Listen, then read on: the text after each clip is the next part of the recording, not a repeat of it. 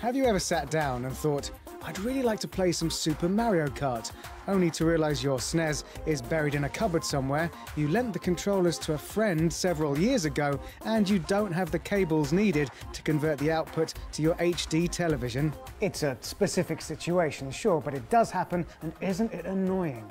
Well, if that sounds like you, then stick around, because I'm going to be looking at a console that might just change that. This is the RetroN 5. HyperKin's RetroN 5 is a clone console, essentially a machine that reproduces the functionality of another based on patents that have expired.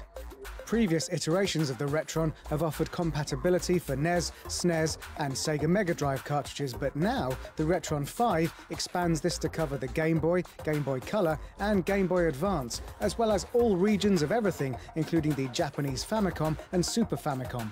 What makes this installment stand out from those that came before it is the HDMI output at the back, the ideal way to connect with most modern televisions, monitors and video capture devices. In addition, the box comes with a multi-voltage power supply, so you can use it just about anywhere in the world.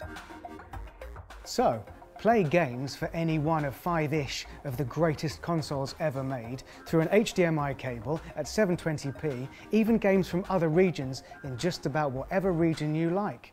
Sounds pretty great, right? Even better, the machine has all the mod cons, like its own internal operating system, which offers options to create save states, try out different video filters, and fiddle around with the sound. It does all this by not playing the cartridges directly, but downloading their ROMs and running an emulation. Controversially, the emulators HyperKin have used aren't being used with permission, which means that code originally intended as non-profit, HyperKin are effectively selling and profiting from, which isn't cool. The console comes bundled with its own wireless controller, and you can sync up to 3 more of them sold separately. It looks pretty good, with 6 face buttons, 2 shoulder buttons and start, select and home buttons along the top. It charges with a standard mini USB cable, although we'd have appreciated a docking station built into the system.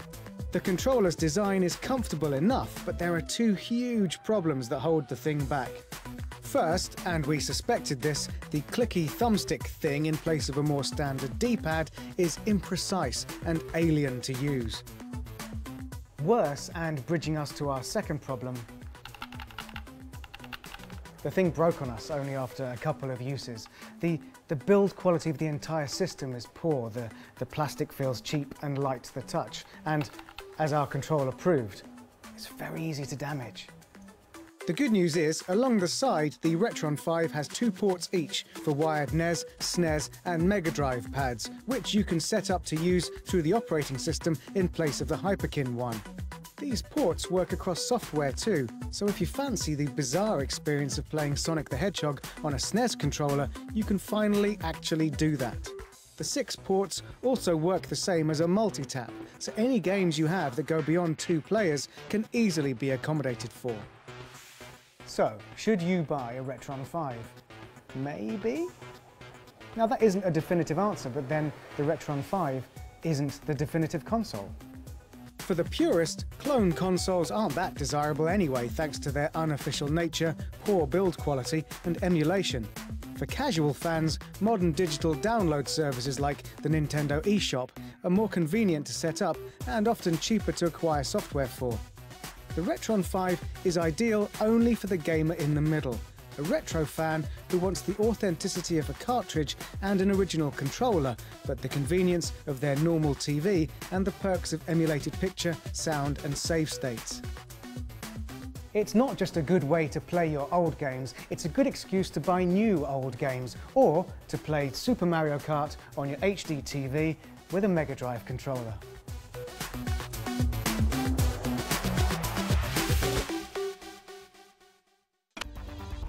This video has been brought to you by GINX TV. Don't forget to subscribe to our channel, give us a thumbs up, and check out these other videos. Also, if you want to see more of our shows, check out our website, ginx.tv.